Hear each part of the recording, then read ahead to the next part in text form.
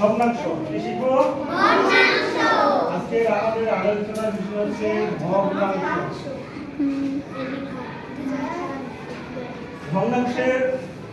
ভগ্নাংশ কত প্রকার, কি কি আমরা আজকে আলোচনা করব। বুঝতে পারছো? আচ্ছা, ভগ্নাংশ সাধারণত দুই প্রকার। ভগ্নাংশ সাধারণত কয় প্রকার? দুই প্রকার। একটা হচ্ছে দশমিক ভগ্নাংশ, দশমিক ভগ্নাংশ। আরেকটা হচ্ছে সাধারণ ভগ্নাংশ। সাধারণ ভগ্নাংশ। ভগ্নাংশ হচ্ছে ভগ্নাংশ কয় প্রকার? দুই প্রকার। ভগ্নাংশ কয় প্রকার? দুই প্রকার। ভগ্নাংশ কয় প্রকার? দুই প্রকার। ভগ্নাংশ কয় প্রকার? দুই প্রকার। একটার নাম কি? সাধারণ ভগ্নাংশ। আরেকটার নাম কি? দশমিক ভগ্নাংশ।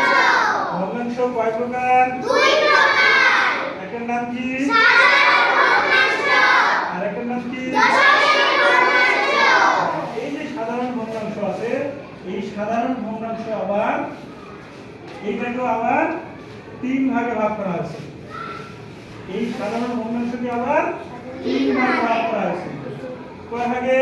তিন ভাগে। একটা হচ্ছে প্রকৃত। কি বলতো? প্রকৃত। পরে হলো প্রকৃত। কি বলতো? প্রকৃত। প্রকৃত ভগ্নাংশ। আরেকটা হচ্ছে অপ্রকৃত। কি বলতো? অপ্রকৃত। অপ্রকৃত। প্রকৃত, অপ্রকৃত। আরেকটা হচ্ছে মিশ্র। মিশ্র। তাহলে ভগ্নাংশ কয় প্রকার? দুই প্রকার। কি কি?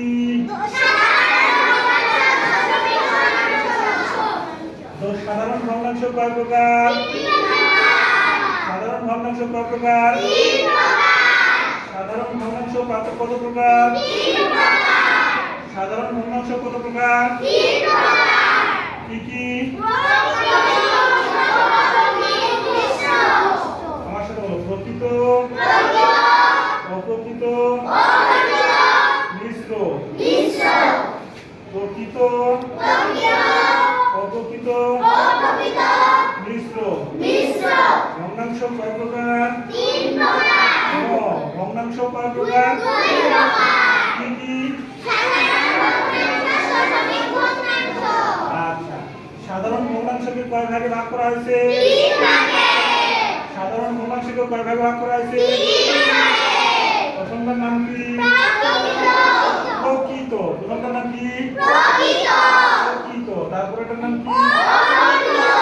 অপ্রকৃত। তারপরেটার নাম কি? তাহলে সাধারণ ভগ্নাংশ কয় প্রকার? কার থাকবে? তাহলে বলো তো ভগ্নাংশ, শুধু ভগ্নাংশ কয় প্রকার? ভগ্নাংশ কয় প্রকার? প্রথমটা কি? সাধারণ ভগ্নাংশ কয় প্রকার? প্রথমটা, তারপরে খেয়াল রাখবে। ঠিক আছে, আজকে আমরা এটাই জানলাম।